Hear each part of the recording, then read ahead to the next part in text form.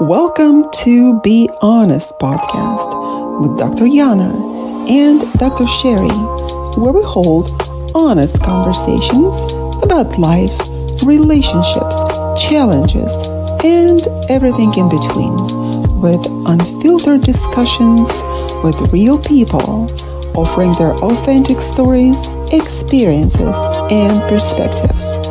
No topic is off limits and no story is too small. Join us on United Public Radio Network 107.7 FM.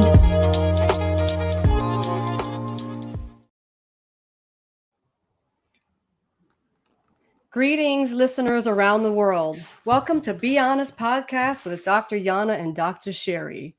Thank you for joining us on United Public Radio 107.7 in the Big Easy, New Orleans.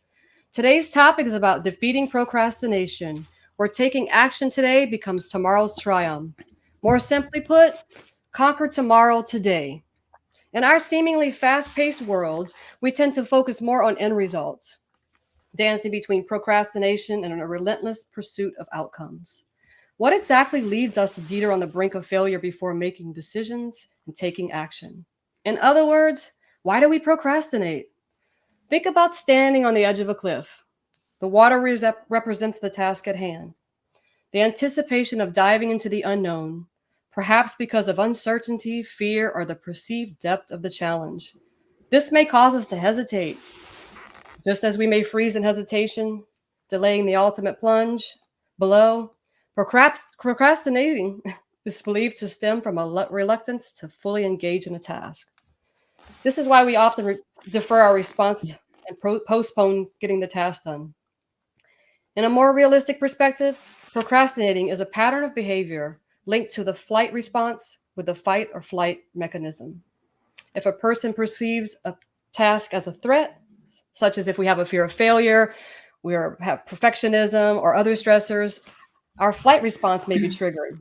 This may manifest this response to result in us avoiding our perceived threat, leading us to procrastinate as a means of justifying not having to face this challenging task.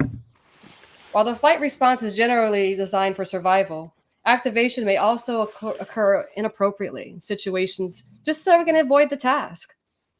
In other words, we're always going to maybe to try to delay the unavoidable. Delaying the unavoidable. Well, Dr. Sherry, you were procrastinating to say the word procrastination. Yeah, it's the perfectionism. Is perfectionism kicking in? It is. Yes, we're talking about procrastination today. Well, can we think of a time, perhaps very recent, that we have succumbed to procrastination? Does this mere thought trigger an inner response? While the goal of this podcast is not to ask you to relieve your experience, sometimes it can be pretty painful. Understanding triggers and responses surrounding putting things off is pertinent to making positive changes. Yet, before addressing an approach to deal with procrastination, understanding why we delay the inevitable is of equal importance. In brief, a lack of motivation, fear of failure, perfectionism that we love so much, at least I do. Low self esteem, guilty of that. I also do have low self esteem once in a while. Many of us do. Impaired is the executive functions, guilty as charged. That's true too. Uh-oh. Cognitive distortions. Oh my God, it's all me. I just diagnose myself with all of these things. Temporal discounting, task aversion, now decisional procrastination. And what is that? We're going to talk about it. Or simply feeling overwhelmed are psychological factors related to procrastination. While physical factors such as fatigue or lack of energy, poor health, or discomfort may also impact our ability to start and maintain our tasks, right?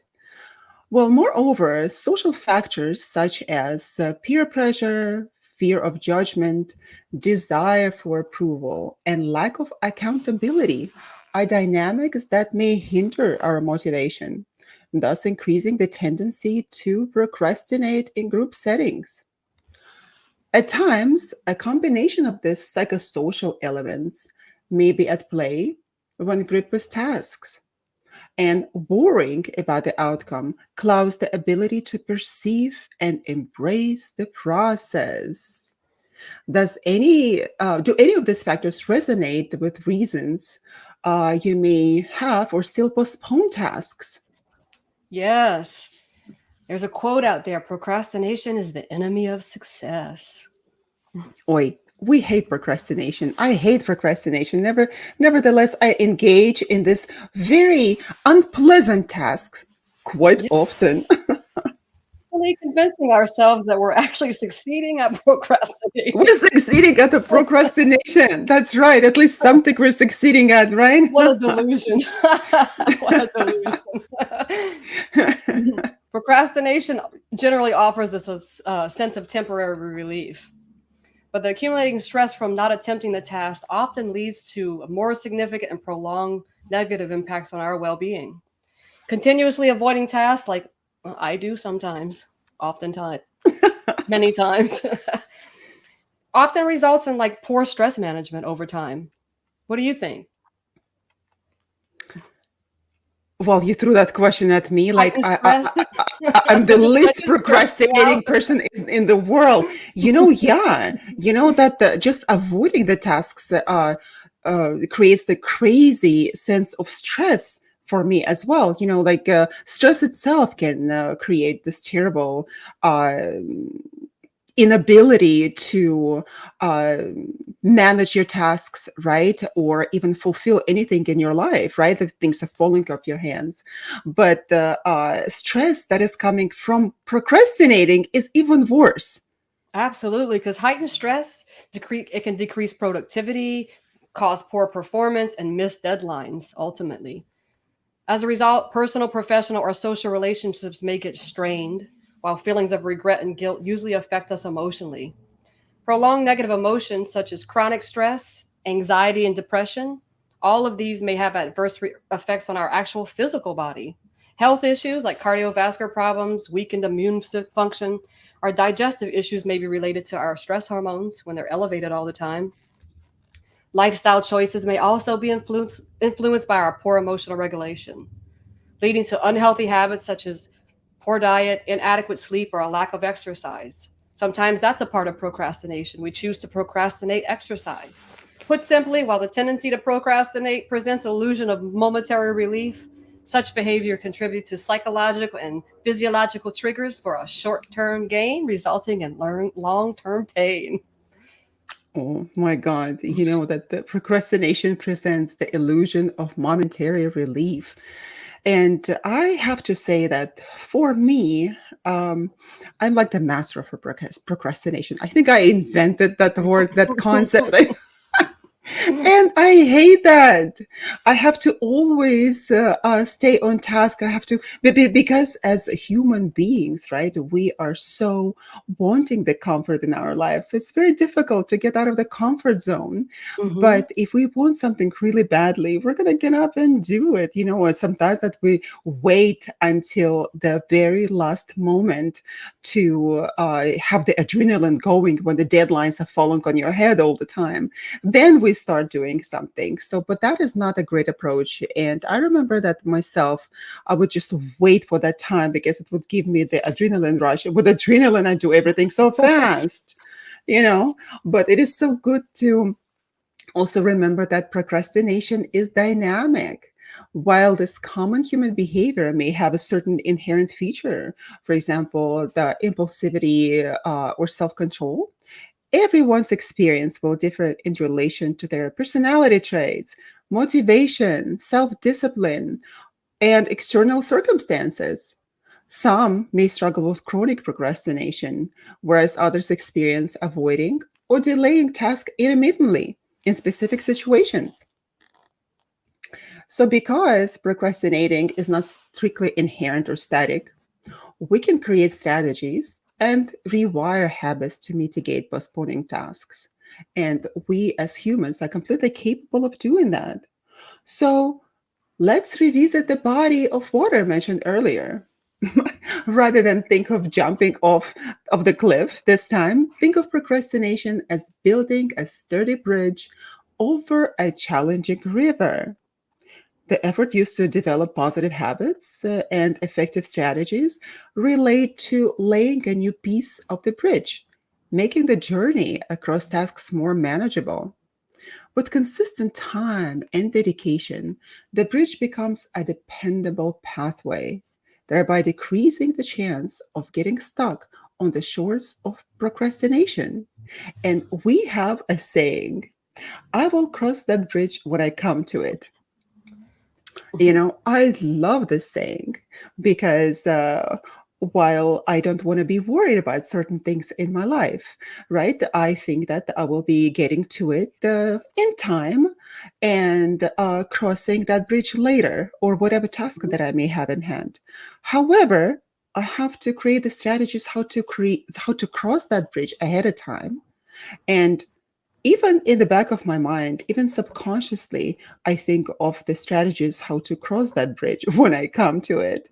So, not necessarily that we have to think so strategically about how to cross that bridge. We nevertheless have to have that task at hand. We have to think about it and not only think, but actually also get into action. Yeah. Sometimes we have to take the action to actually build the bridge before, we can come to a bridge. But in addition, coming to the bridge, we are often responsible for actually building the bridge. Well, That's let's right. right. Well, if we take a moment to drift away from the metaphorical shoreline that we have introduced in this conversation, which is beautiful, we can discuss the actual strategies and habits that help alleviate our tendency to procrastinate. Breaking tasks into smaller, achievable steps allow us to appear more tasks to appear more manageable, clearly defining what we need to get things accomplished. Setting deadlines, prioritizing tasks, these things contribute to time management techniques, and it helps us structure our routines. With this in mind, think of focusing on what's most important first. Create a to do list, take action. Using positive reinforcement by rewarding yourself when completing tasks, as well as eliminating distractions. That's a big one for me. Got some little bitty kids running around. Beautiful distractions. Eliminating distractions is a step in the direction of it allows us to seek accountability. It's stay on track towards positive results and long-term change. Procrastination is a pattern of behavior, so patterns can be changed.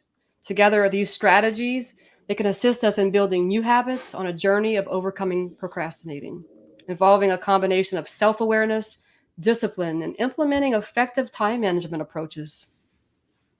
Yeah, I agree with you. It is so sometimes difficult to um, avoid those distractions because those things are unavoidable. A lot of the times we have children, we have different projects, we have jobs, families, extended families, and friends that all require our attention. So we engage into the activities that feel more pleasant to us. So Absolutely. Sometimes we even have habits, right? We'll start cleaning. Oh, I think I better clean the table You, again. you. Yeah, I saw your house. It's completely like spotless. And having kids, it's just absolutely impossible to have a spotless house like yours. And nevertheless, you are not even stressed out about it because when I saw it, okay, like I didn't tell you that, oh, I'm gonna look at the your house, right? I'm gonna pop The in and background. just like to look. And my God, I see that your house is spotless even with the kids, like, did you have kids at all? Like everything is absolutely in their own places. So, but for you, it's easy that I've noticed that, and you have to have it done in order to think straight, to attack the tasks at hand, right? So for you, that's probably easier. Otherwise, I would be like so stressed out all the time. So You're yeah, also those very clean. distractions. What are you talking about? You're also quite organized and clean. I think you're just more go with the flow kind of. You adapt to the flow of life, which I think is a you enjoy the ride, which is beautiful. I'm always trying to take the wheel and have to Oh remind yeah, enjoy the ride. I'm Taurus. What are you talking about? I'm Taurus. I enjoy the ride. I like my ride really pleasant and comfortable. So that is why our procrastination becomes habitual. So breaking this habit often entails patience and consciously adopting new behaviors, applying new strategies, and developing a positive mindset toward undertakings. So, changing behavioral patterns may seem like a painful or near impossible endeavor. It can quite often that it happens, and even we, most of us, or even all of us, we have these moments in our life, and we can't avoid it. But nevertheless, like the Audrey Hepburn said, nothing is impossible. The world itself says impossible. That's right. It I does. love her. I love Audrey Hmm. Hepburn. So, Yes. yes, overcoming Icon. procrastination is possible when shifting our focus from what appears to be an overwhelming outcome of a manageable process. Breaking tasks into smaller steps, setting realistic goals, creating structured schedules may open ways to cultivate new habits that prioritize progress. And I know that with myself that you have like also like you said you have to start eating the elephant like what did you say with a How spoon, do you eat an right? How elephant? do It's you eat one the path elephant with a down spoon? sweet. Yes. One bite at a time. One What? spoon at a time. That will be forever engraved in my mind, how to eat elephant. Fantastic. Oh my god, such a carnivore to eat an elephant. Well, I'm Yeah. never suggesting to eat an elephant, but it's just a massive thing to think. Because usually people refer to the pink elephant in the room or the white elephant, whatever color elephant we want to put on the display of the Poor mental. elephants. There's so Why is we that metaphor? perhaps we can say a a giant piece of pizza. I don't know. No, no, no, pizza. For some of us, it's, procrastination is to actually sit down and devour the whole pizza watching Netflix. So it's just not the elephant. Elephant is good. We never eat elephant meat. So this is good. How do we eat an elephant in One bite regard at of a the time. tasks? So we also have to address psychological factors like fear of failure or perfectionism. That could be the key to taking a proactive attitude about modifying the impact of procrastination. Hmm. So, while eating an elephant could be an interesting task to devour it whole and thus becoming a perfectionist, how to do it, my understanding is that you are absolutely right, and we have to arm ourselves with a spoon or with spoons in a plural form and actually attack that poor elephant and let it be a metaphorical elephant, Let's Sherry. think of a snake in the wild, okay? Like generally a snake instinctually will not ever try to eat something that's bigger than itself. So it's always going to seek out prey. I know, here I am going entering the twilight zone again. Twilight. Well, But yeah, the snake, exactly. Why do it's we as humans manageable. want to eat an elephant, right? Well, I mean, let's metaphorically keep the elephant like let's always think of eating an elephant bite by bite metaphorically only.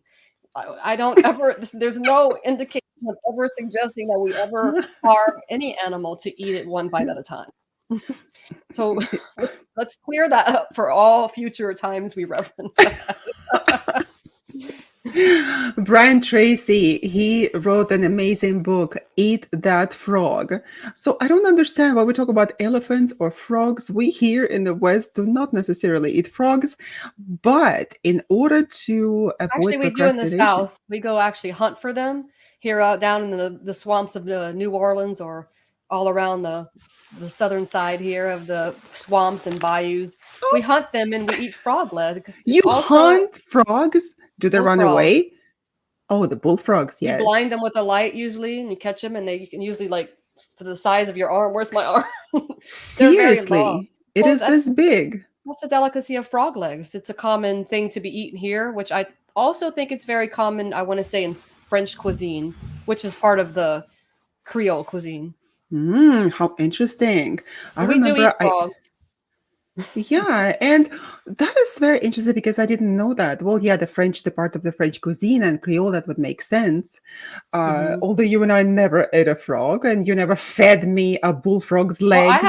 I have eaten frog legs. I Usually did the you too. just eat the legs. I But if did you'd like too. to, I can No, no, arrange no, no, that. no, no, no, not anymore. Not anymore. I tried it in China because there was nothing else for me to eat, and whatever food, Chinese food we have here is Americanized, westernized Chinese food, and it's quite adaptable to our fragile Western tastes. Hmm. When I was in China, I didn't find anything suitable for myself to eat, and on the menu, and one was the frog leg. Okay, the bullfrog. I said, okay, I'm gonna try that. I remember that it tasted like chicken, so I was decided to taste that. Well, needless to say that I probably came back like 10 pounds lighter from China. But frogs, those bullfrogs, they don't taste like chicken at all. So, but you like it, right? I like it fried. I mean, I eat almost everything, so I'm open to any cuisine that someone's going to serve, and I will absolutely try it, even if it's as much as the repulsive look that Anthony Bourdain had on his face when he ate the rotten fish, which is, I think, a Ooh, delicacy, maybe in it's a delicacy. I think it's like maybe I don't want to say I'm gonna probably get it wrong if I say Swedish or Scandinavian. I'll probably get it wrong, but maybe next week I can come back. I think that we might be slightly procrastinating from We're the topic of procrastinating from the main procrastinating. task. Exactly, exactly. What is this? Where did that take us? Come on, that's exactly what it is. Because, we may think of that in a mundane terms. And also, it is a part of archetypal psychology. Also, that there's something that overtakes us right at the time when we want to do a particular task. And that could be like, I have to do some writing, right? I have to do writing. Oh yes, Oh, it and all happened of to a me for my sudden, dissertation. oh yeah, all of a Hmm. sudden, oh, the house needs to be spotless. Oh my God, I have to clean under my bed. Like haven't done it like in 5 years, and all of a sudden I have this desire to do it. Find all sorts of different things underneath, like that I was looking for ages. And yeah, so all these things that we don't want to do regularly when we procrastinate, when we are avoiding certain tasks, we're like getting up and as if we don't belong to ourselves, we start moving in a direction of unacceptable tasks at the moment. Yes, I learned when I was going through my dissertation, I was having the hardest time focusing. I was doing everything other than what I should have been doing. And it was because I was afraid of failure. Somebody pointed out, they're like, you're afraid of failure. And I had to be like, what are you talking about? Surely, I think that's what it came down to. Fear of failing. And I haven't even started. I mean, it doesn't even make sense, but it does make sense. It's a It does make paradox. sense. Exactly. It is a paradox. And I remember myself, and I'm not such a fast writer as you are. And it But takes you're a me, grammar goddess. So, I mean, you have the balance there. We balance the well, scales. I'm a goddess, Indeed, period. you are. Like you rightfully noticed. And I'm a goddess in everything, and particularly procrastination as well. I love that as well. So once in a while, I do procrastinate, and I hate myself for it. So what happens, like psychologically, from avoiding those tasks, you beat yourself up, and then it gets the cumulative effect, and then you start hating yourself, and it creates a low self-esteem, right? Yeah, And because we're constantly actually procrastinating is leading us to, you know, fail. We're so afraid absolutely. to fail that we're That actually we're leading lining up ourselves to to fail. fail. Right, We're so exactly. there's a quote, it says like the cost of procrastination is the life you could have lived.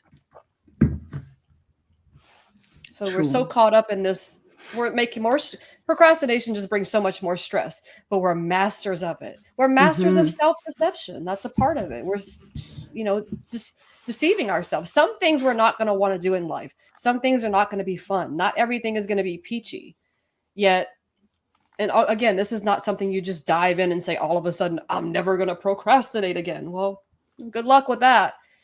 I think Exactly. it's inherent. It's built in. It's It, inherent because we are habits of we're habits. We're creatures of habit. We're also habits on their own. We're creatures of habit, and we want comfort. So that is why we deviate to the comforting conditions for the us. delusion of comfort in this instance, we're deluding ourselves by procrastinating, thinking that we're actually comfortable. Meanwhile, the deadline clock is just tick tock, tick tock. You know. TikTok. Oh my God. And that's exactly is the case. And for me, I have discovered that even if other people don't talk about it, we're all procrastinating. Once in a while, we do that. And there are physiological factors behind that. And we have to be thinking that people who procrastinate, which all of us once in a while, right? Or some quite often, more often than others, Mhm. we chase dopamine. So, with that in mind, that if we understand that the process behind procrastination, we might as well take all those necessary steps in order to work with it, right? Once we understand it, then we can work with it, right? Yeah, So, with the dopamine actually works as a motivator. the It is a reward. motivator, a reward. That's Mhm. right. Motivates us So, for that. That's right. exactly. So I think it is very important for us to elevate and maintain our baseline dopamine levels. And sometimes we completely disregard the such elementary things as sleep, for example. And the sleep, if we think that, oh, we can just pack everything into one day at the expense of our sleep, we're largely mistaken. Yeah, there's so much to do in a day. I was just uh, telling my daughter yesterday, as it was time to go back to sleep, I said, all I do in this life is just like, I go to sleep every single day. Every single day, I go to sleep. For Pete's sake, why do I need to do that? Why don't I? Why can't I have more hours in the day?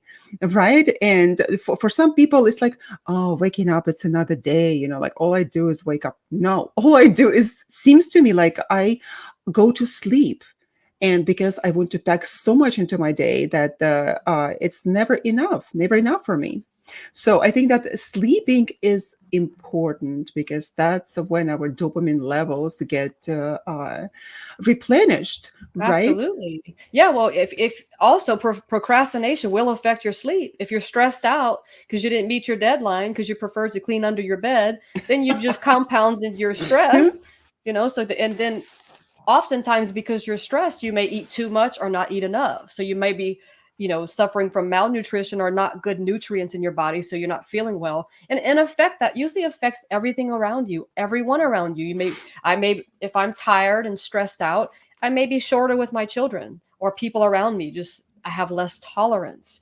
So procrastination can affect us deeply. And Oh, we may, absolutely. again, self deception. I'm just tired. I'm just this, all these things, but we can change these things. We can make changes. We can, and we surely have to if we want to see any progress in our lives, and especially in the direction where we want to go. Because, like you mentioned, we have to have proper nutrition. And why? Because a lot of the times I catch myself like I'm doing something. Oh, I just need to, like you, Dr. Sherry. I mastered the science of eating above the sink, above the kids' heads, Yeah. above my desk. I never eat at my desk or in my bed. When people say that, oh, I'd like to have breakfast in bed, like coffee in bed. For Pete's sake, I don't look at my best when I'm in the morning, when I'm inquiring about coffee in bed, that I don't want to put crumbs into my place where I sleep, right? For me, it is the place to sleep and there are places to eat. So it's when we do that, of course, it can be a habit of asking for breakfast in bed or even thinking that it's a good thing. For me, I have to get up. I have to dress up. I have to take a shower. I have to dress up, and I have to go to the breakfast table. Otherwise, my brain won't be functioning. My day will be completely ruined, right? So I Yes. have to have that. I have to be dressed. I can't be even eating anything in my pajamas. This is it. Wow, well, Like, that's fantastic. I mean, I can definitely eat in my pajamas. Sometimes I eat at my desk, and I mean, I do that, but I have to still practice to learn, as we spoke about last week, to do be present, mindful eating. I mean, maybe once in a while in your life, you probably deserve to have be served breakfast in bed. So, there's tray. We can bring you a tray or something, or maybe that'll be something.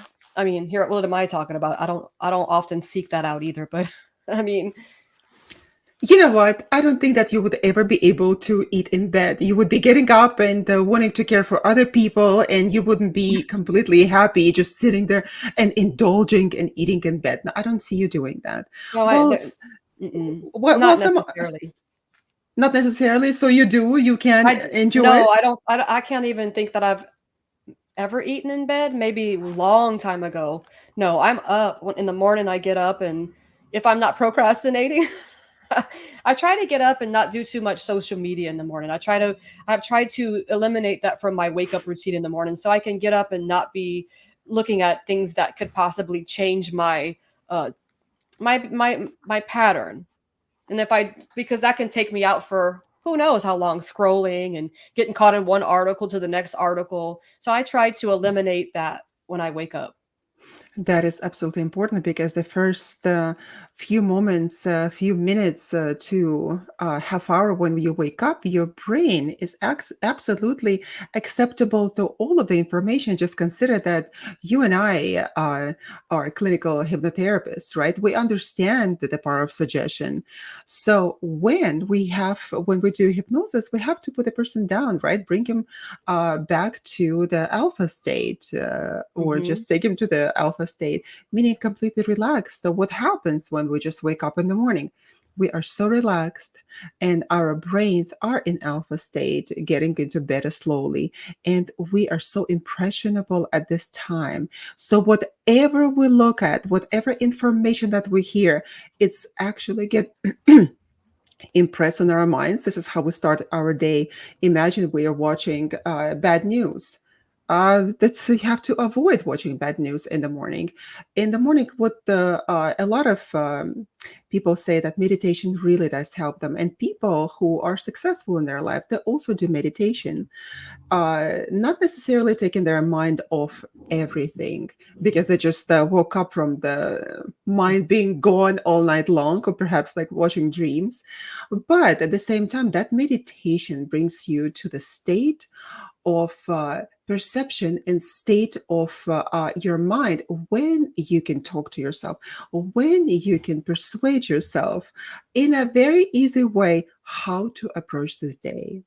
Like I have noticed that those days that I don't talk to myself, and I love talking to myself. Sometimes, Dr. Sherry, it feels good to speak to an intelligent person. Hey, So I speak to I am myself. completely okay if anyone talks to themselves, and I'm even okay if you answer yourself. I mean, I'm on board with whatever gets you through the day. I think we should also elaborate on meditation, because not meditation doesn't always involve sitting there listening to music or just talking to yourself. Even in addition to affirmations, you may be practicing writing a gratitude list, writing something, or just sitting there. I think and being present in the moment, whether you're speaking to yourself or not.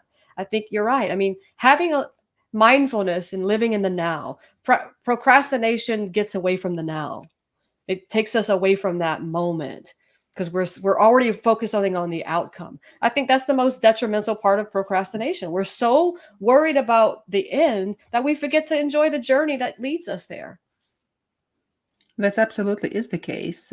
We forget about it, and uh, now I procrastinated from my thought here, what I have to say, and my mind just evaporated for a few seconds.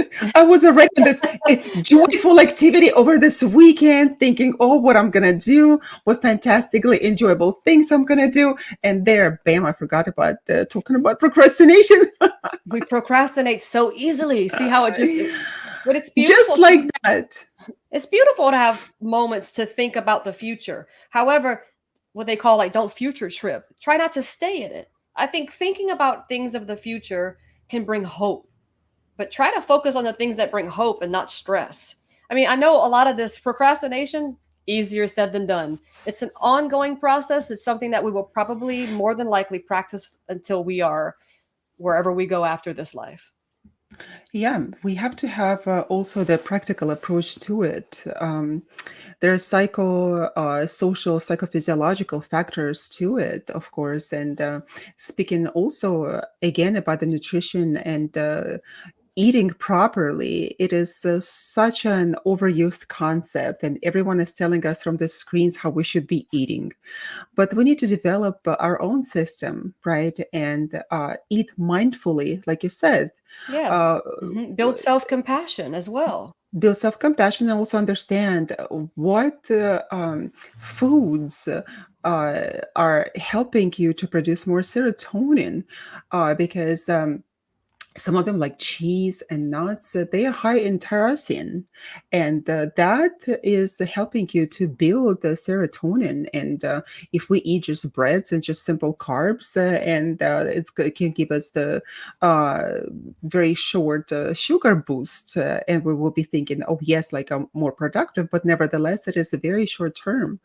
And also, I have noticed of what is so great for me, and neuroscience supports it fully, that we have to have first, when we wake up in the morning, we have to have some sun in our eyes, at least Or 10 light. minutes a Or light. day. Because For sometimes, light. Yeah. yeah, because when you wake up in the morning, sometimes here when I wake up early, there's no sunlight. But so you can use light. So just to clarify. Exactly, you're absolutely right. Or if you can do sunlight, would be even greater. But with any light, you have to have that light. Otherwise, you're going to Oftentimes be I just call Dr. Yana up and be like, okay, FaceTime time this your son. You are the sun, goddess. sunshine. I'm shining my rays. Exactly. Oh my God. I'm a sun today. I'm also a goddess. What else am I today? Later Uh, you'll be the moon, I guess. right. At night, I'm the moon shining to people. So the Multiple people. sunlight. Yeah. And also, we talk about regular exercise, and people can be so tired of listening about this regular exercise. I hate when people tell me, oh, you have to exercise more, oh, you have to do this, oh, you have to do that. But to tell you the truth, that our limbic system is always in a communication with our brain. So, in order to get ourselves unstuck, Like emotionally regulated, you mean? well, emotionally, not necessarily emotionally regulate, but in order to get unstuck from procrastinating moments, what we have to do, we have to get ourselves uncomfortable, and we have to start moving. By starting moving, our brains already get the information that I need to produce more dopamine. I need to produce more dopamine in order to motivate you, right? So our Yeah. brains are very smart in this regard. And we think that, oh, this is not the case, and we are the masters of our brain. Well, if you're the master of your brain, start moving your behind. so, Yeah. so, so putting nicely. Indeed. Well, the limbic system is the seat of emotion of our brain, so it definitely impacts us. I think, even if you want to address it as exercise, I think anything that you want to address that may help you not procrastinate, think of it as a process. It's a process. If you think you're going to go to the gym and you're just going to do all these things, if you're doing exercise, doesn't require you to even have to leave your home. Even if you walk, it's just a matter of changing the pattern. You have to learn to change the pattern in your life, whatever it might be. It doesn't even pertain to just exercise. A habit is a pattern of belief. So we have to learn to rewire these patterns. And that's why just like exercise or eating, break things down into smaller steps, more manageable bites. Think again of the metaphorical elephant. How do you eat an elephant? One bite at a time. How do you change your life? One step at a time. You can run, even when you're running in life, as fast as you can go, you're still taking a step at a time. One step is in the step, you're just going faster, but it's always one step after the other. It's a step, step by step, manageable, realistic.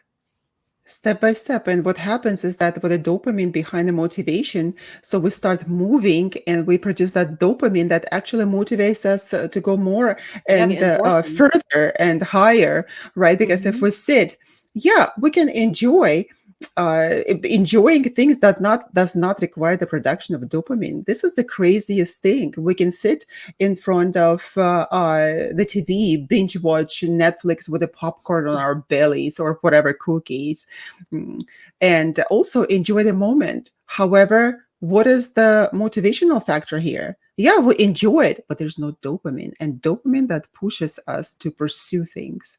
So in order Yeah. to do that, make the first step, make two steps. I'm always motivated and just completely taken aback, respecting people that I see that were, for example, 500 pounds, and they got so motivated, they probably reached the last very moment, right? The rock bottom. So they just decided, okay, like I'm going to lose all that weight. And you can see that they're so motivated by that. They go to the gym. They even put themselves on the social media, how they did that to motivate other people as well. So Hmm. for me, why were they motivated? They could have just sat on the couch and eat popcorn and cookies and whatever it is. But nevertheless, they have probably gotten to the point when they couldn't do that anymore. So why wait for that moment? Why wait for that moment? Like, for Yes. example, You can't wait for inspiration, oh no, you can't. but you You can can. make it. Exactly. You can't wait for those muses or muse. What is the masculine? There's no such a action. There's no masculine form of a muse. Muse is a muse. She's a female. Somehow, this isn't that interesting. It's a feminine energy, just like the moon, right? Yeah. So if we sit and wait for the muse to visit us for the inspiration, then we're going to be sitting there for the rest of our lives, and then the regret of not doing what we wanted to do is worse, is much worse. So at the end of the day, you're going to say, okay, like I blew this day completely. Happens to me. Happens absolutely to And that me. will that often sets you back. If you always remember, again, let's remind ourselves whatever we're saying, we're listening to. So when we tell ourselves, "Oh, I just blew my day," that is another brick that we have just put into the foundation of procrastination, which is really actually the house of cards. Procrastination is a house of cards. There's no foundation. Let me erase that term completely, because there's no foundation to procrastinating. It's just a house of cards. It can fall at any time. It can You fall know, at any time. And that is so interesting that you mentioned that, because a lot of us can get addicted to drugs. For example, the dopaminergic drugs, any kind of addiction.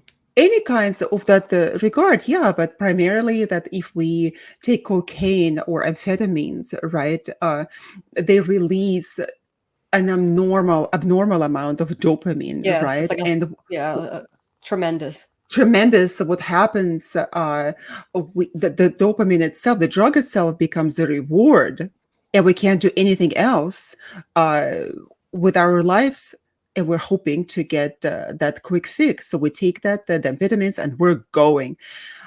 Where's the motivation? And not only the motivation, we have to have the meaning behind our motivation, I right? yes, oftentimes when we're involved in addiction, I believe we're out of touch with reality. We're out of touch with ourselves. We're like negative, probably negatively thinking.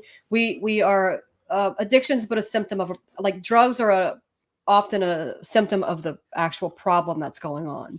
So when we reach an addiction, we're actually not dealing with the core crux of the problem. We are actually using these things to manage to cope. So I think that's also a maybe negative thinking of ourselves, learning to build challenge negative thinking, build self-compassion, go home.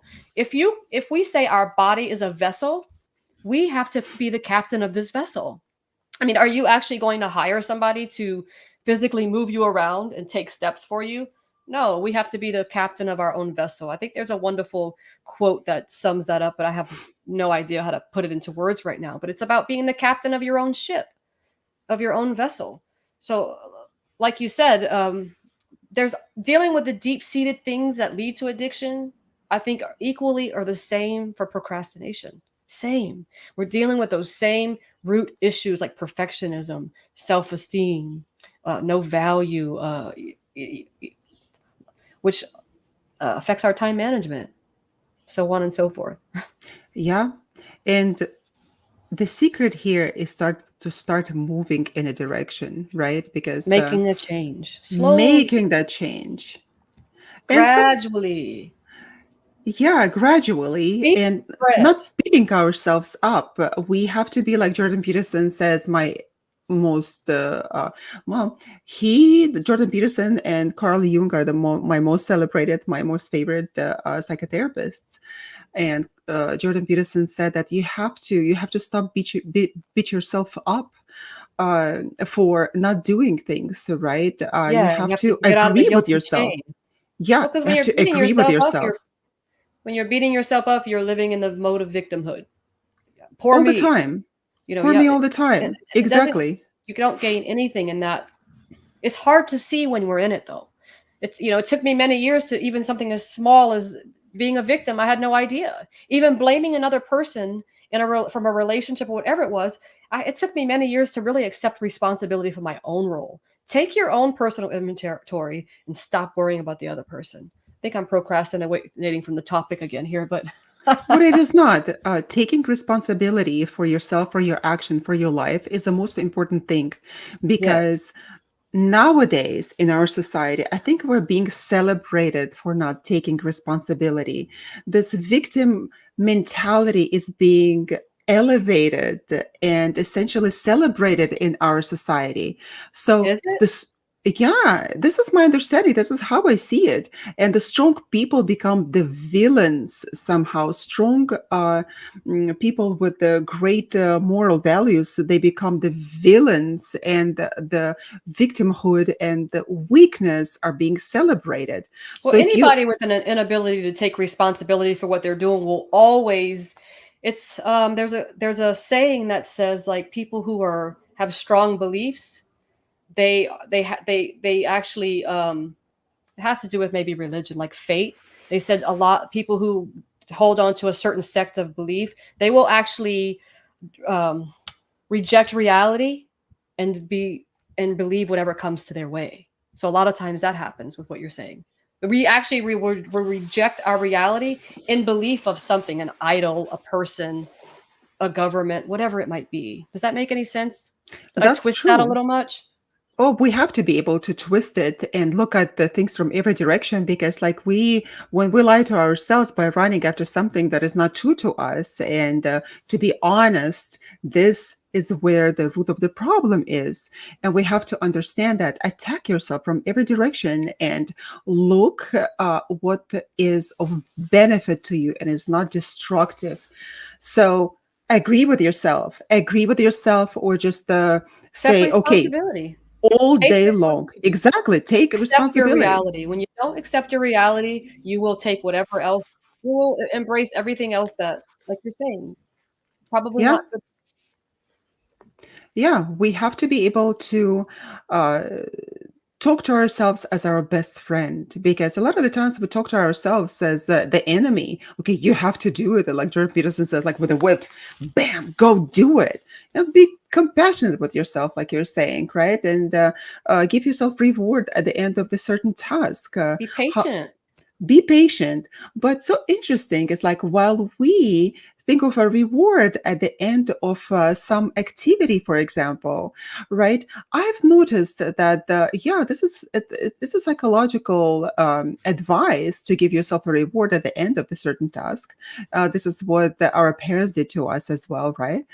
But if we look at that from the neuroscience perspective, and Andrew Huberman, he's fantastic about explaining this.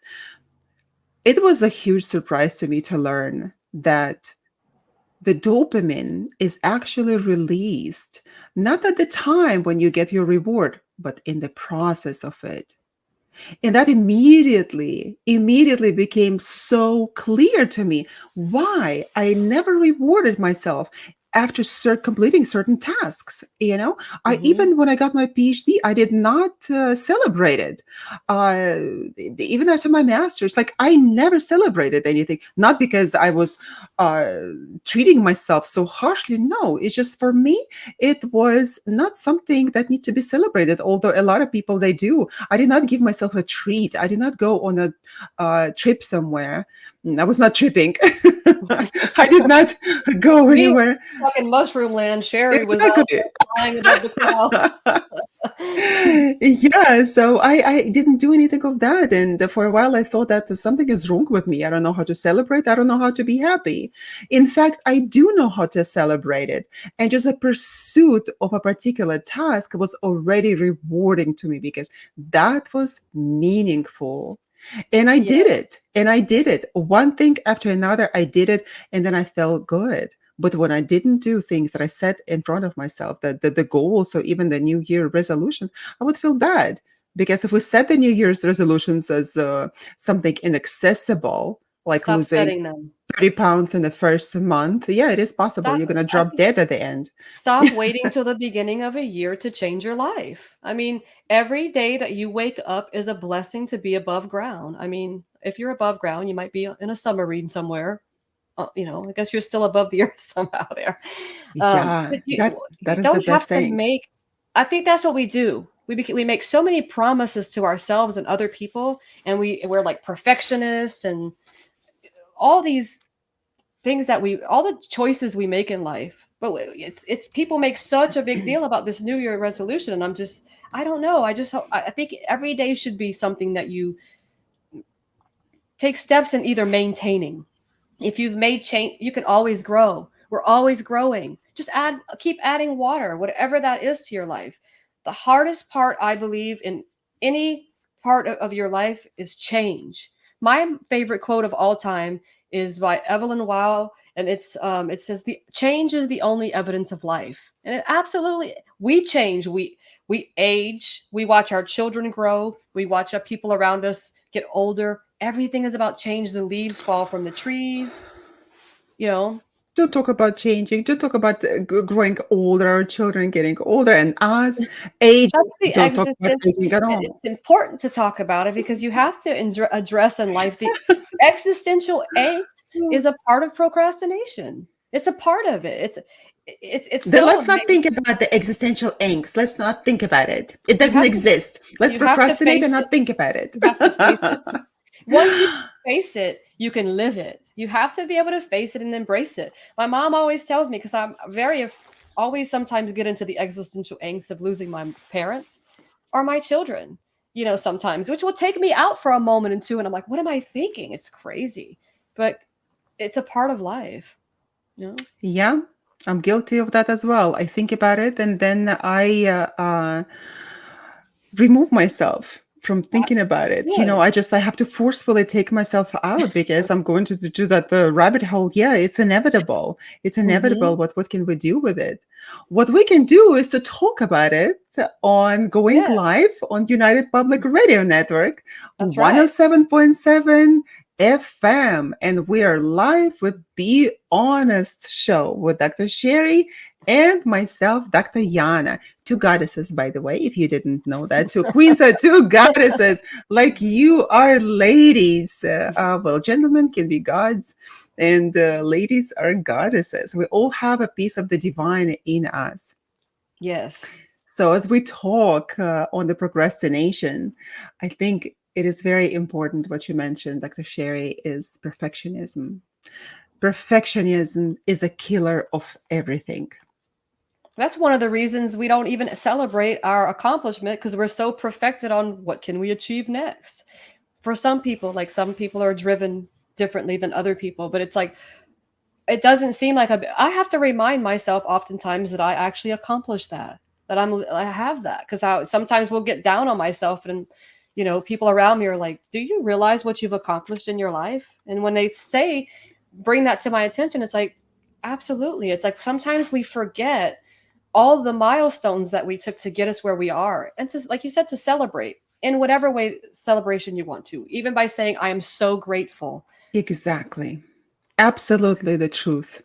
Because we think our society predominantly makes us think that the celebration is something that has to have a lot of noise, balloons, lots of alcohol, and it is not. Or at least, well, not at least, or tons of people right next to you also screaming and celebrating with you, right? The Yeah. champagne flowing and all. It doesn't have to be that way. Sometimes it is just like sitting with yourself or even walking or doing anything, going for a walk. That this is what I do. And I give myself credit for it. Okay, like you have done it. What is the next step? And I don't think that I'm robbing myself necessarily of the celebratory moments that I could be having. My friend, for example, the from Europe, she always like, so how are you going to be celebrating your birthday? How are you going to celebrating this and this and that? Where are you gonna go? Where are you gonna travel? And like Well, that's a sometimes, it's sometimes I also feel so beautiful. bad saying, like, you know what? I'm not planning to travel. I'm not planning to do this. I'm not planning to do that. I'm not planning to have a party. And finally, she stopped asking me because I celebrate in a totally different way.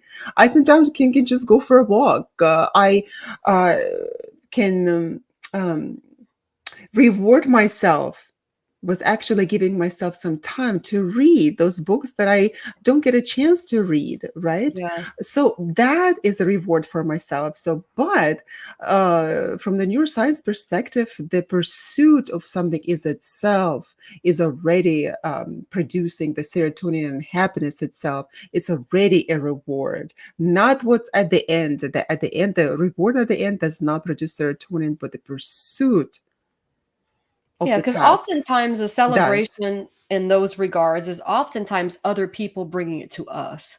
It's usually not something we often do on our own, right? When we're like a birthday party or what, so on and so forth. It's usually other people around us who inspire that. We're going to throw a party for you. We would love to have you do this. We would love to celebrate your accomplishment. So you're right, taking celebration upon your own to reward yourself with good, even if it's words, like you said, even if it's a book. It doesn't have to be anything major. Even if it's closing your eyes and just for a moment, or just learning to live in the moment, not procrastinating. Exactly. And sometimes that could be a reward just to close your eyes or take a nap or go to sleep and have a peaceful sleep after a certain task. And I have found that very helpful and not that I exhaust myself to the point of no return.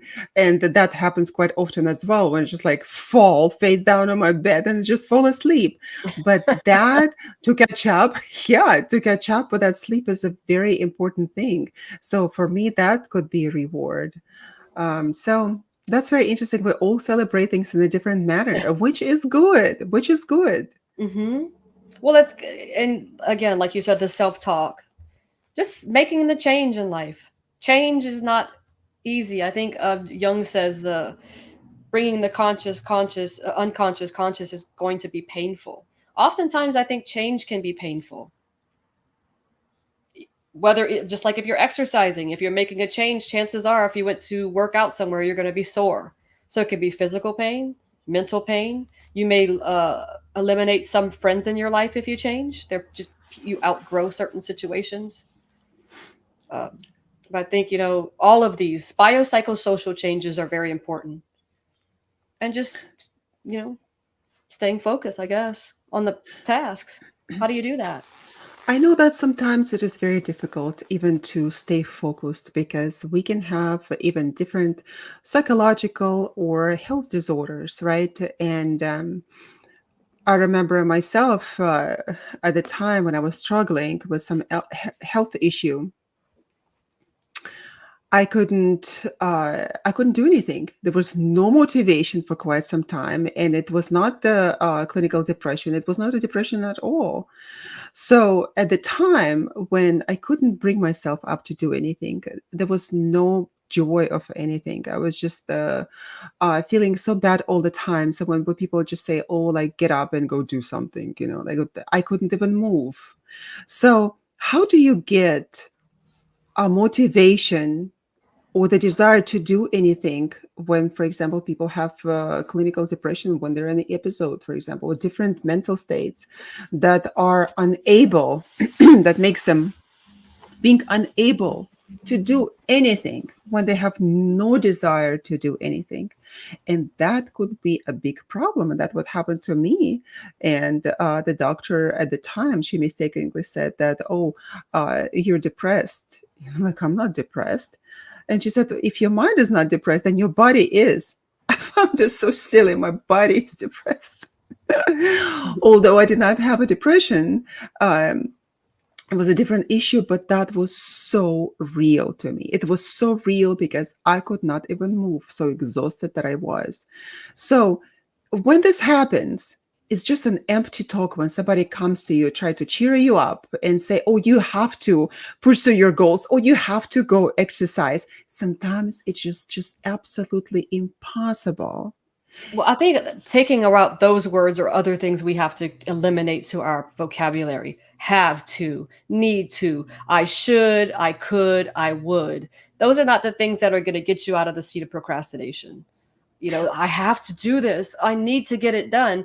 It's not going to help. It puts so much more strain. Those words are very direct. But if you're not going to be direct and you're not going to make the changes, those words are going to really affect you. And again, True. the information we're bringing you is for entertainment purposes. And if you do feel like you are really depressed and you're having a hard time getting up or feeling or any type of thing, we recommend that you seek support, some coaching. Don't be afraid to reach Seek out to physician. people. Absolutely. Hmm. See a physician and run some blood work, some tests, because it is absolutely important. Because while we're talking about the procrastination, there's some physical problems that can prevent us from even wanting to do anything or taking the first or second, or we're not thinking about even the third step. People sometimes cannot move. So for that, it's important to go to the physician and figure out things what was wrong with you physically, and then after that you can accomplish. Because I remember myself when I was in that condition, again, speaking about Jordan Peterson and how he inadvertently, like so indirectly saved my life at the time. He was talking, as I thought that he was talking to me from the screen. He was giving a speech. And I heard him say that if you are in such a state when you think that you need a lot of help, when you can't even move, when you can't talk, like for example, the clinical depression, you have to get up and you have to get help.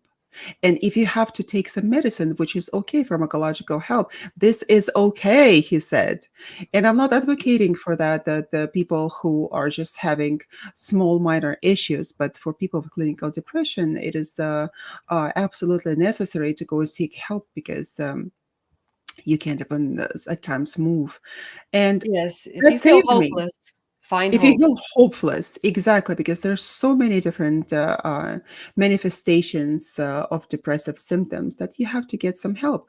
Although do not over pathologize yourself. Depression can come from lack of motivation and lack of meaning in life. So if we just say that, oh, I'm depressed, that's why I'm not doing anything, that could be also an excuse. But Absolutely. Also, do not try to self-diagnose yourself. Don't. I would absolutely. not recommend you read 100 things and say, "I remember." I think I'll always reiterate everything you tell yourself, every label you give yourself. You are telling yourself, "This is what I have." So therefore, if you don't have it, you're rejecting the reality again, and you start to live behind a label, which can be very detrimental. Whatever the label is. I'm bipolar, I'm OCD, it could be anything. It doesn't even have to be a mental health issue there. But if you live under that label, you are limiting your potential.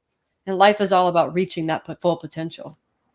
And that is a potential, and we have to remember those are just the medical terms, right? Medical terminology that is not defining who we are, right? And when someone is saying, "Oh, he's bipolar," or uh, "He's borderline," or "She's borderline," I avoid and I ask people not to really call other people this way because, well, first it is overused, being borderline. Oh, he is borderline, and that's it. That people just diagnose each other all the time as we go. Yeah, That well, is you don't they have go in you life. don't have the expertise, or You if you don't have don't the have the expertise exactly, expertise or the education to back up your word, then be careful what you're saying, especially to yourself. especially to yourself. That is absolutely so. In the morning when we wake up and we procrastinate and we don't do what we should be doing, it's important to know that talk to yourself. Yeah, it Talk to reminds me of yourself. Mel Robbins. She's a podcaster, and I think she has the 5-second rule. She talks about you go Oh like yeah, 5, 4, 3, 2, 1, get up. It's it's it's yeah. it's I mean, I think of that almost like getting in an ice bath. Woof. You know, I mean, I don't do that often, but I do the cold shower. I don't do it for a long time, but I have tried that, and it is invigorating. It's absolutely Invigorating. fantastic. Mhm. It is. It is. Well, in the morning, we cannot take an ice bath, as you know. It is not a good idea. But cold showers are fantastic. And of course, that you have to check with your physician whether you can do it or not. But that can be a Or you can shock for just the try it. body. Yeah, contrast showers like hot and cold is actually pretty good. But in the morning, when you take a cold shower, even if after you have taken a warm one at the end, like for a few seconds, you can turn on the cold one. And that will put your body in a state of a mild shock and give you, start to help. Starts helping. In any case, it start producing serotonin. That's it. I'm just like, Yes, it's not for well, maybe I think you okay, thought so hard. I'm procrastinating Maybe now. I'm gone. you're gone. Your That's brain it. froze in the cold shower. Yeah, Well, yeah, yeah. In the again, cold shower, it's like, this is the time. I'm so used to procrastinating, and this is what I'm gonna do. I'm gone. My brain is like, that's well, it. and when you start to practice the cold shower, you don't just go in there and blast yourself with cold water and be like, do it like your approach to procrastination should Yeah, be the same. Gradually add a little cold water. Gradually get it to where you can tolerate it. Slowly build upon it if it's something you want to try. This is not in any shape or form trying to suggest that you go out there and jump in a pool of ice or take an ice shower. It's all about gradual change. It's doing something that you're not used to that actually will change the cellular structures of your, or maybe I should say the neurochemicals that are flowing throughout your body. exactly. The neurochemicals, because what happens that just love the dopamine topic. I just love it. Like Well, we return to it love all the time. dopamine. I mean, Dopamine. So, but this is what happens. You put yourself in an uncomfortable situation, and then you start moving, and then the dopamine gets released. So that is absolutely important. Even taking this cold shower in the morning, that is already releasing dopamine, and dopamine make right. you feel happy. Although some may feel euphoric. I love taking cold showers as well. Like, bam, you feel so good after that. And you don't even need coffee at times. So, although coffee just became a habit of mine and I just like drinking coffee. But cold shower in the morning is absolutely fantastic. And this is what it does, it builds serotonin, releases serotonin Yeah. and makes us feel good. And that's after that. You're procrastinating again. Yeah, after that, you can't procrastinate. You have to jump out of the shower and dry yourself, because you're cold, and get out and do something. And then it's impossible to procrastinate after that. So, Yeah, and even if you choose not to shower in the morning or take a cold shower, I think just taking a moment to just be to focus on being present. I think that's what we lose sight of the most. And when we lose sight of being present, we drift off into the off the shoreline of procrastination. La la la. I'll get it. And convincing ourselves over and I'll get it done. I'll get it done. But we have to start producing so much cortisol, so much stress hormone, the adrenaline. We have to, and I think for me, what I learned is the stress I was putting myself.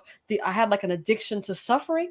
I want to say because the adrenaline that would be caused by the stress of like suffering would cause that flow of that adrenaline, which feels good in a really interesting, lovely way, I guess to put it.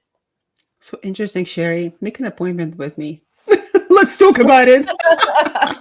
Oh, I've addressed it, but I would love to talk about it, right? Because you would be so objective. Yeah, let's make an appointment.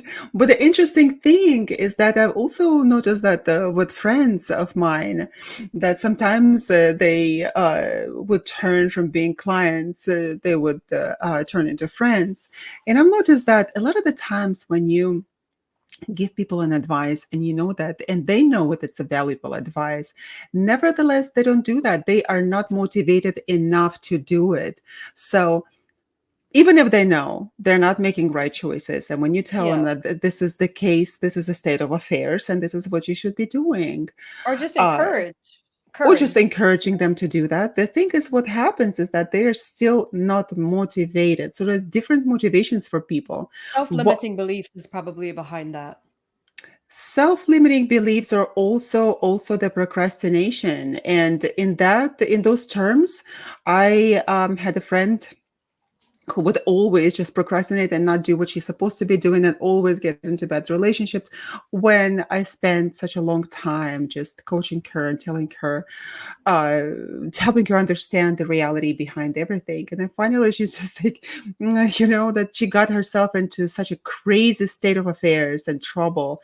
Then I said, you know what? This is what you need to do.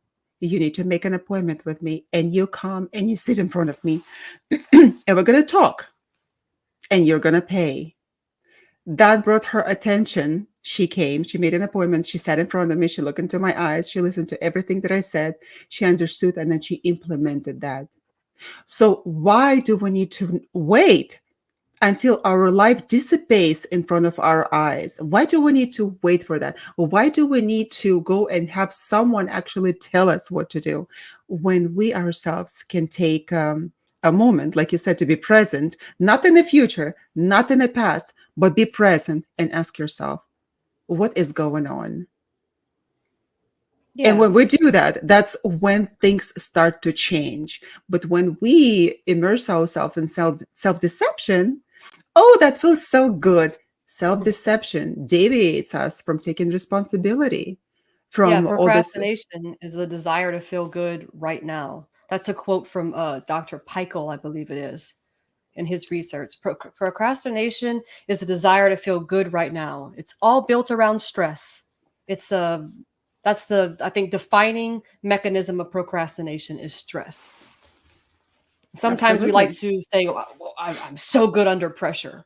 Well, that's great. If you're serving 400 people in a kitchen, good, because you have to be good under pressure in that regard. But you don't have to live your life completely in pressure. If you could try to live in the now, procrastination cannot exist in the now. When you live in the now, the ego cannot exist in the now, correct?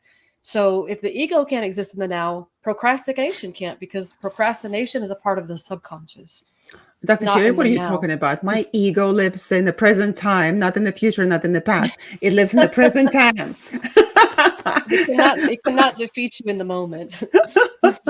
Our egos, yeah, they live in the present times. Of course, they can. So, Well, what? they do, but it's do you understand what I mean by that? No, elaborate on that, Dr. Sherry. Well, like when you're living in the moment, your ego can't take you out. You're not living in your head. So your ego is a survival instinct, but you're not listening to the voice in your head when you're in the moment. When you're completely and entirely present in the moment of where you are and you are aware, you're being honest with yourself. And again, this is not something we live on a 24-hour basis, more than likely, because we don't practice it, or minus the time we sleep. Living in the now, when you're focused on the present, your ego can't take you. The ego is out to, I don't want to say it's out to kill you in a sense, but it's a survival thing. It doesn't serve you in the present if you're listening to the voice in your head, which is oftentimes referred to as the ego. Interesting. My ego wants to take me at all times. To Well, it does want to take you, but when you're in the moment, it can't exist in the moment because you're yeah. present. Your You're talking about subconscious, acceptance, when you're perhaps? cognitively aware, your ego cannot live because the ego is not cognition, right?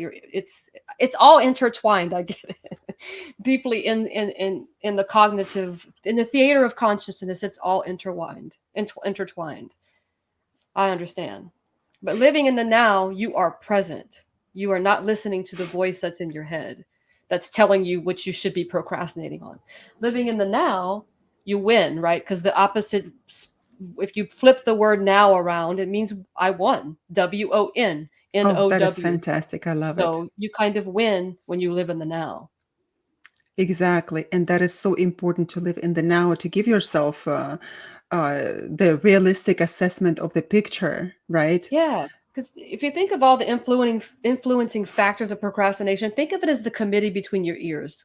What's between our ears? Our mind, right? So it's this little committee. You have the perfectionist in the committee saying you're a perfectionist. You're too worried Yeah, about how, yeah. right? Or the other ones that are the other part of the committee is like hoping that you fear of failure. You're just going to fail or whatever it might be. It's not like you're thinking when you're procrastinating, I'm so afraid to fail at what I'm doing. You don't even realize that's why you're procrastinating. You don't even realize that your perfectionism is causing you. The brilliance that you are is suffocating the the process of getting to the outcome, right? That is so funny because then not only did I have a committee, I have what the executive branch, I have a Congress there, I have everything, executive and legislative branches, right? Well, They're all maybe you can take us on the little journey of talking about how to in the summary, how to prioritize the process over the outcome. I mean, I think it's so important to do the process, to focus on the process, but we're so geared to the outcome. oi. I love procrastinating. However, like we said, what it does, it robs us of the progress in our lives. It robs us of joy. It robs us of fulfillment in life.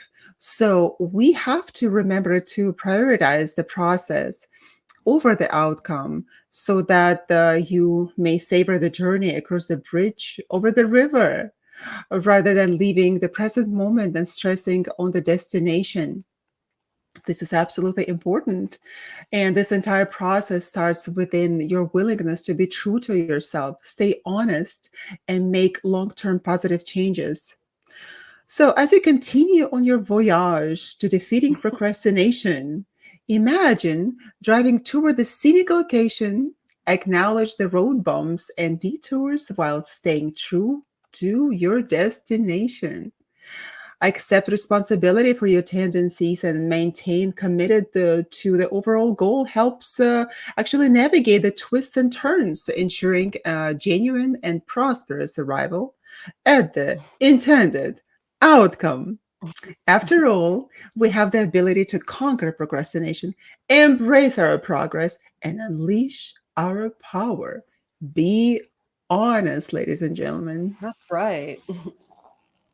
I think that's a great way to put it too. Like when you say, like the reward is like rewarding your progress. Say good things to yourself.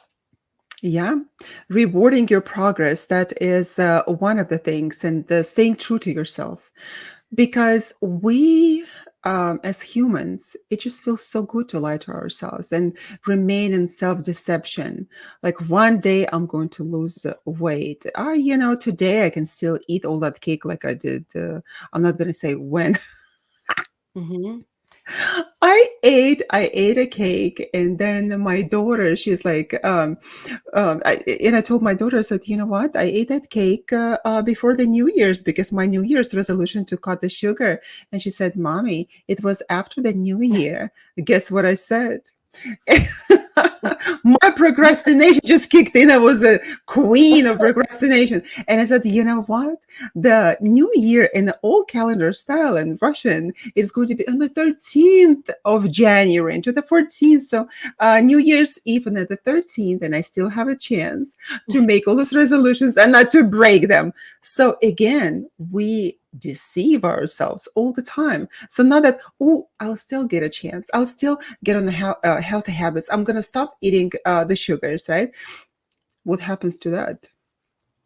What happens to that? I'm looking for another deadline for myself in order to avoid starting it now.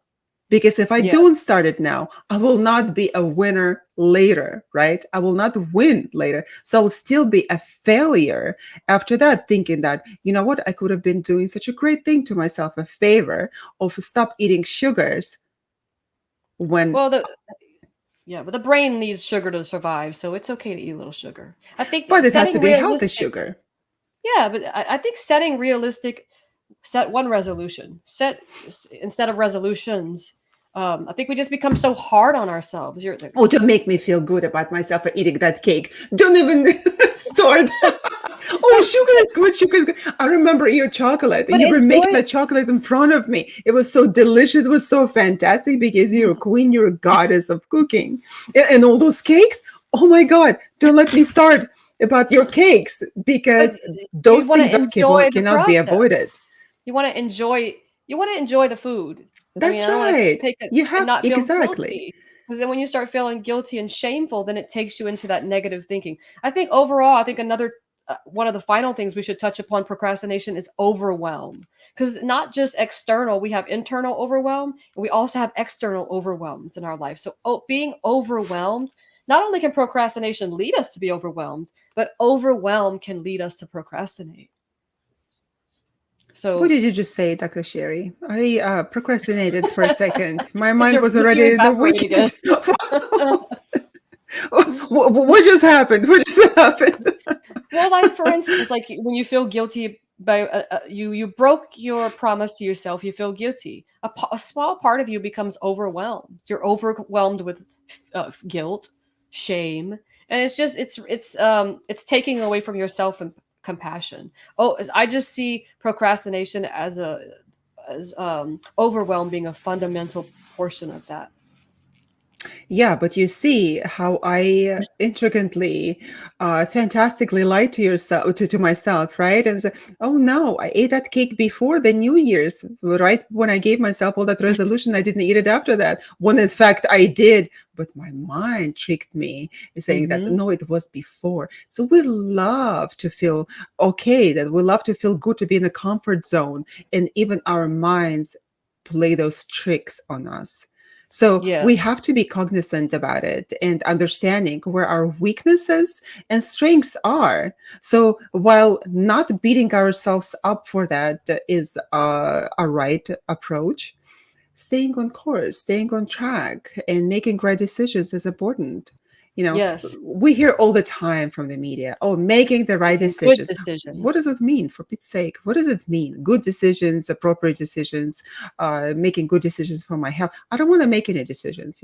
I just don't want to make any decisions because I'm bombarded with all of this advice as how to make good decisions. But what happens is that when we don't make decisions, when we don't take responsibility for ourselves, our lives, then what happens is that that shame circle continues, Well, that's and what procrastination is. It's a that's it's a exactly what it is. repetitive cycle. You know, And it's then a people can wheel. tell you, "Oh, I don't feel shameful. I don't feel guilty." Oh, it is a huge bloody BS, because I know that deep down inside, when we have not done something, we come back to ourselves. We don't go and confess that all of that to our friends, family, or anybody for that regard. When we feel so shameful about it, right? Like Yeah. breaking the promise to ourselves. For me, it is absolutely important to keep a promise not only to other people, but to keep a promise to myself. Most importantly, yourself. Because Most everything, I importantly, think whatever you, if you can connect with yourself, which I think is one of the hardest things to do, because we're always trying to do for other people and connect. If you can come home to yourself and you can have self compassion and you can really be honest with yourself, you can learn to be honest with other people. Because this is where it starts. exactly. And you know what? Sometimes I come home and I have such compassion for myself. I take out the ice cream out of the fridge and I eat it. That how much compassion I have for myself. But you deserve to eat it. That's the thing. If food is a problem or an issue that brings you down and brings you this um, something over your eyes, whatever it might be happening, do something else that counteracts that. You go on walks. Those walks counteract that couple bites of ice cream. You do other things. So when you feel that guilty, it's like, well, I already walked twice today. You know, Absolutely. so try to think of that, combat, challenge that negative thinking. It's so important to always remember you are listening to everything you say. And that is where the truth lies. You Hmm. always hear everything you're saying. And you know that you said that all of this comedy is in our minds. So we are so hard on ourselves a lot of the times that other people don't have to be hard on us. So we are already hard on ourselves. We're usually judging other people, and that's why it becomes hard on ourselves because we're seeking externally to, we're looking outside of us, seeing how society says we should live. That's, you have, when you come in, you I don't think you judge as much when you learn to love yourself and learn to meet people where they are instead of judging. I think Mother Teresa says you can't love somebody when you're too busy judging them. When you're Well, judging people, you can't love. You can't when you're judging people, you can't love yourself because you're constantly judging. When you're making a judgment, Jung says it as well, right? Whatever you see in somebody else is a reflection of what you are on the inside, or and the outside maybe. But whatever you see in you spot it, you got it. Whatever you see in somebody else is something you should probably be working on in yourself. So instead of looking at the other person, she, he, whoever, they, them did wrong to me, Take look at yourself. Stop looking at the other person. What is my motive? Why did I show up? Why am I here? Why am I judging? That's Judging true. being a victim. Yeah, while we have to distinguish the difference between judging in a negative sense, condemning someone, we overuse that term in our culture, and judging on a healthy way. In fact, that we all have to have this judgment in order to understand the Observation? Like, you mean? judgment, observation, and the critical factor in yourself in order to make a judgment in your life around Mm, you, mm-hmm. not necessarily condemning. Gotcha. Uh, Now I'm the, following. yeah, there is this difference between condemning, and somehow people don't use that word condemning. There's like Mm, that judging. You have to be able to judge to protect yourself and your family, for example, that you have to be able to judge in order to assess the situation critically, in order not to let other people also to violate your boundaries, right? There is a healthy yeah. understanding of judgment as a psychological concept, but condemning others in terms of judgment, that's what you spotted, you got it. For Pete's sake, all the time I think about it. Oh, there must be something in me there, you know. So Mm-hmm. that is an Very well absolute said. truth. Yeah. Mhm. So we have to be honest with ourselves, not just with other people. If we're not honest with ourselves, how can we be honest with other people? We That's right. can't. We No. can't. That's right. Mm-hmm. So when we come and talk about the procrastination, it doesn't mean that, oh, we're masters of not procrastinating. We are the masters of procrastinating at different times of our lives, right? But we try and we work on it. Actually, not to try, because saying that, oh, I will try, it sets yourself for failure Mm-hmm. already. I'm doing it. I'm You have doing it, and you have to trying do is it not an this action. moment. I don't It is trying, not. it's not a true action. Doing is an action. Exactly. When people say, Take "Oh, I'll do my best," or "You do your best," you don't do your best. You do it. You do That's it, right. and you do it. Period. Like with love. Love is an action. It's not something you just can say. I can say I love you, and treat you with no respect. But until I show you Exactly. respect, you would know that I don't have that true love for you. Here I am Exactly. procrastinating away from the Oh no, it the is truth. not. So it is interesting. It's like to be a little bit of pregnant. You either pregnant or you're not, right? Right. And if you make changes and positive changes in your life, your body and your mind will reward you. And that's just how people change. That's how we all change. Or we stay in the rut. And Get that is out the of it. worst thing. That is the worst thing, to stay in the rut. And if you don't have motivation, then you will never get out of it. And motivation is what is also the meaning behind those actions that you're taking. Even if, like you mentioned, even if there's something is very meaningful to you, but you are afraid of failure, it is so important to take that perfectionistic view out of it and just let go of the outcome. Let Focus go on the of the process. outcome. That's right. Enjoy the ride. Enjoy the ride. Like Dr. Sherry and I were enjoying the ride, because if we thought about perfectionism, what we look like, what we say at all times, and whether we're doing the right thing or not, we would not be even starting doing anything. No, we would hinder ourselves with self-limiting beliefs. That's right. Yeah, let's speak in a psychological term. We would limit ourselves, self-defeating beliefs and stuff like that.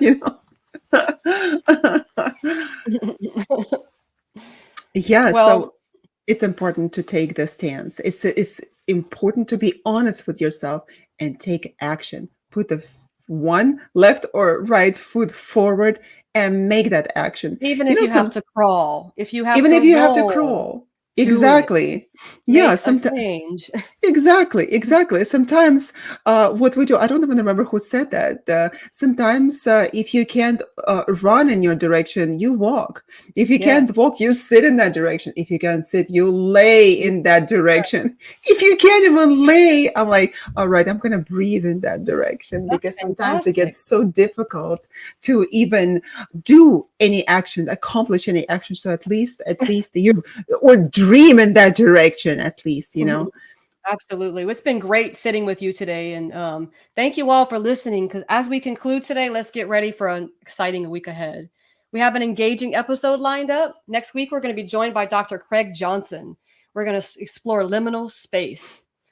Whether you're a devoted Be Honest listener or just curious about the art of living in between, this episode is packed with thought provoking ideas about the fascinating realm between transitions that capture the essence of possibility and transformation.